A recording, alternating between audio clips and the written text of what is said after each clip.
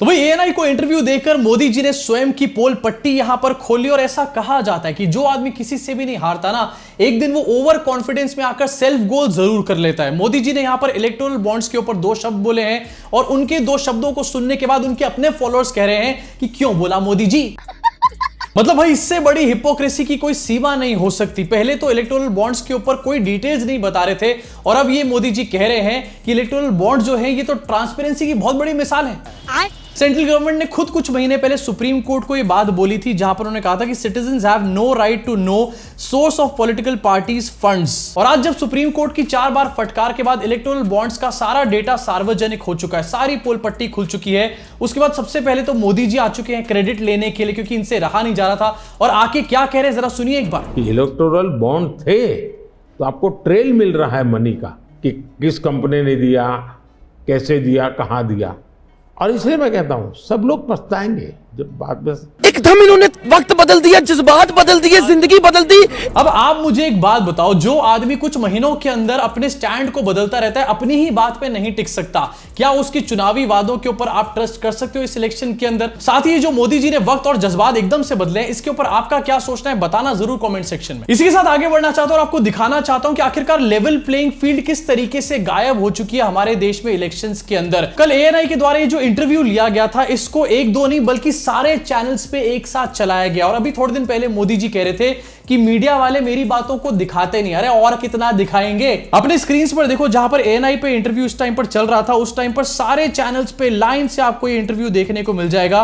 कुछ भी नहीं दिखाया जा रहा था, सिर्फ मोदी जी का इंटरव्यू, क्योंकि मोदी जी जब बोलते हैं तो मीडिया वाले अपनी दुम हिलाने लग जाते हैं। बात तो सही है। और उसके अलावा कहानी सिर्फ यहीं तक नहीं रुकती। ये स्क्रीनशॉट में आपको नजर आ चुका होगा कि सारे के सारे चैनल एक साथ एक ही चीज को चला रहे हैं, लेकिन इसके अलावा भी सबको असाइनमेंट दिया गया है कि इसको पब्लिसाइज करना है। तो इसके अलावा ट्वीट भी किया जा रहा है इस चीज के ऊपर। अपने स्क्रीन पर देखिए सुधीर चौधरी को #मोदी इंटरव्यू, प्राण जाए पर वचन ना जाए, मैं इस सिद्धांत पर काम करता हूं, प्रधानमंत्री मोदी। स्क्रीनशॉट भाई ने लगाया कि भाई हर जगह इस टाइम पर मोदी को ही दिखाया जा रहा है। मतलब यार इतने सारे चैनलों पे दिखने के बावजूद भी इनकी छपास की बीमारी नहीं जा रही है। चीचा ने अपने यहां पर स्टार एंकर्स को बोल रखा है कि जैसे ही मैं इंटरव्यू दूं ट्वीट कर दो उसको। अब जहां पर इसी इंटरव्यू के अंदर मोदी जी ने और भी कुछ महान बातें करी और इंटरव्यूअर जो है स्मिता प्रकाश जी, उन्होंने कितने महान सवाल पूछे हैं इसके ऊपर भी चर्चा करेंगे। लेकिन उससे पहले आपको दिखाना चाहता हूं कि ये जो इलेक्टोरल बॉन्ड के ऊपर मोदी जी ने अपना परम ज्ञान यहां पर छिड़का है, उसके ऊपर राहुल गांधी का क्या रिएक्शन निकल कर आया, जरा सुनिए इसको। भैया इलेक्टोरल बॉन्ड की बात पता क्या है? उसमें ना जरूरी बात है नाम और तारीखें, डेट्स। अगर आप नाम और तारीख को देखोगे तो आपको पता लगेगा कि जब उन लोगों ने इलेक्टोरल बॉन्ड दिया है उसी के एकदम बाद उनको या तो कॉन्ट्रैक्ट मिला है या फिर जो सीबीआई का उन पर इंक्वायरी हो रही थी वो हटाई गई। तो ये प्रधानमंत्री पकड़े गए हैं, इसीलिए ये एएनआई को इंटरव्यू दे रहे हैं। मैं बता रहा हूं, सुनो, ये पकड़े गए हैं। ये दुनिया का सबसे बड़ा एक्सटॉर्शन स्कीम है और इसके मास्टरमाइंड नरेंद्र मोदी जी हैं। अगर आप उनकी आंखों में देखें, मैंने देखा नहीं है, मगर अगर आप उनके एएनआई के इंटरव्यू में उनकी आंखों में देखेंगे तो आपको वो झलक दिख जाएगी।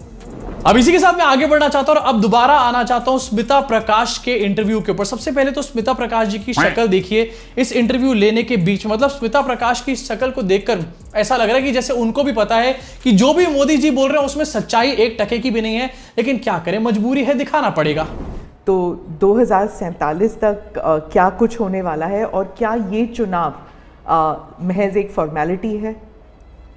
2047 तक क्या कुछ होने वाला है? सबसे पहले तो यहां पर 2024 की बातें ही नहीं हो रही है, क्योंकि सबको पता है कि 2024 के जो चुनाव है वो सिर्फ एक फॉर्मेलिटी है। लेकिन यहां पर तो भैया स्मिता प्रकाश खुद ये बात बोल रही है कि 2024 के चुनाव एक फॉर्मेलिटी है। एक्चुअली में देश को यही लग रहा है कि मोदी जी सिर्फ फॉर्मेलिटी तो कर रहे हैं, जीतना तो यहां पर मोदी जी ने, क्योंकि सारी की सारी फिक्सिंग तो पहले से कर रखी है। लेकिन स्मिता प्रकाश से कहना चाहूंगा कि आंटी इतना सच नहीं बोलते हैं। कभी कभी ऐसी बातें और ऐसे ड्रामे के चक्कर में जनता को सारी कहानी समझ में आ जाती है। कहीं ऐसा ना हो वक्त बदल जाए एकदम से। अब मैं आपको जरा सुनाना चाहता हूं कि इसके अलावा स्मिता प्रकाश ने और कितने रेलेवेंट क्वेश्चंस पूछे हैं, कितने मुद्दों के क्वेश्चंस पूछे हैं। भाई साहब हिला करके रख दिया है। ग्राउंड ब्रेकिंग इंटरव्यू ये है, आप अपनी स्क्रीन पर देखिए।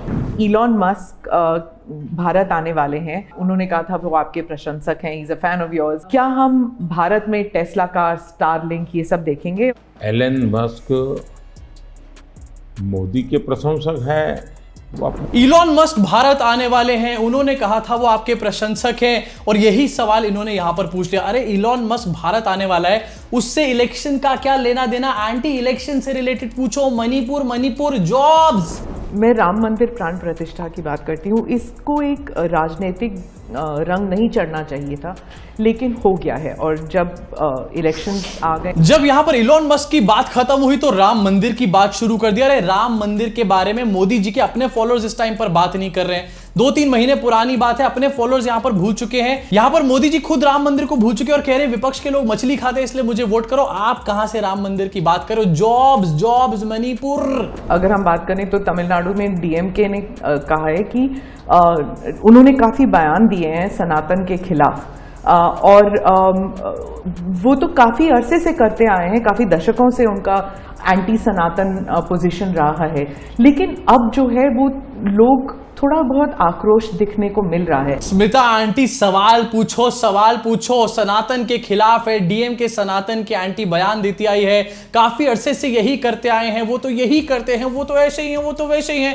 ये सब बातें बाद में कर लेना। सवाल जॉब्स, मणिपुर जॉब्स। चलो यार, यहां तक तो स्मिता आंटी ने काफी सारी बातें कर ली, लेकिन अब तो स्मिता आंटी जो है वो रियल क्वेश्चंस पे आ जाएंगे। एकदम से बता रहा हूं मैं, उनका एकदम से यहां पर गुस्सा उनको आने वाला है। आ जाएंगे वो रियल क्वेश्चंस पे। घर पर आगे चलाता हूँ। मोदी जी, आपने एक टर्म कॉइन किया है जो बहुत ही लोकप्रिय हो गया है, मोदी की गारंटी। अब चुनाव के वक्त कई लोग कह रहे हैं कि क्या उम्मीदवार जो है वो नॉट इम्पोर्टेंट है, वोट तो ओ भाई मारो मुझे, मारो। अरे स्मिता प्रकाश आंटी, कुछ तो रिलेटेड पूछ लो, कुछ तो रेलेवेंट पूछ लो। मोदी की गारंटी पूछ रहे हो। मोदी की गारंटी तो मोदी जी खुद बताते हैं ना। आप भी मोदी की गारंटी के बारे में सवाल पूछोगे तो मणिपुर और जॉब्स कौन पूछेगा?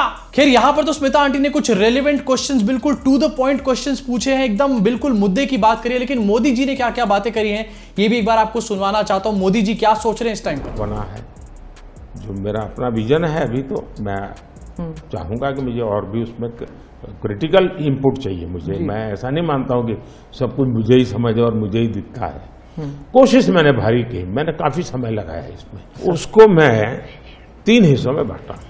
एक 25 साल, उसके लाइट में। तो भैया सुना मोदी जी क्या कह रहे हैं? उनको क्रिटिकल इनपुट चाहिए। मोदी जी ऐसा नहीं सोचते हैं कि उनको ही सब कुछ पता है। अरे काय की क्रिटिकल इनपुट? यूट्यूब चैनल्स को आप बंद करवा रहे हो। गोदी मीडिया के लोग आपसे सवाल पूछ नहीं सकते। रवीश कुमार जैसे लोग सवाल पूछते हैं तो उनको जॉब से निकाल दिया जाता है। उनके चैनल को ही आपके अडानी भाई साहब खरीद लेते हैं। लेकिन बात करी जा रही है यहां पर क्रिटिकल इनपुट के बारे में। ऐसा लग रहा है कि ध्रुव राठी की वीडियो अभी देख कर आए हैं मोदी जी, उसका कुछ ज्यादा इंपैक्ट पड़ गया इनके ऊपर। अब जहां पर मोदी जी ने ANI में इंटरव्यू देकर एक तरफ तो ये रायता फैलाई दिया था, दूसरी तरफ इनके जो भक्त हैं वो भी रायता फैलाने में लगे हुए थे। आपको दिखाना चाहता हूं, एक वीडियो बहुत ज्यादा कल ट्रेंड कर रही थी, जहां पर इनकी नमो भारत जो ट्रेन है उसका एक वीडियो डाला गया। अपने स्क्रीन पर देखिए, ये है संदीप ठाकुर जी। इन्होंने डाला कि ये तो नरेंद्र मोदी जी का नया भारत है जो विपक्ष को हजम नहीं हो रहा है। और आपको एक वीडियो इस टाइम पर चलती हुई नजर आ रही होगी अपने स्क्रीन के ऊपर, जहां पर नमो भारत ट्रेन को दिखाया गया है। लेकिन एक सेकंड, मैं आपको दोबारा रिपीट करके इस वीडियो को दिखाना चाहता हूं। ये वीडियो जब 6-7वें सेकंड पे पहुंचती है तो जरा ध्यान से देखो। फ्लाईओवर अभी जो आएगा, फ्लाईओवर पे गाड़ियां उल्टी चल रही हैं भाई। मतलब नमो भारत की वीडियोस को भी यहां पर एडिट करके डाला जा रहा है, वो भी एज इट इज नहीं उठा करके डाली जा रही है।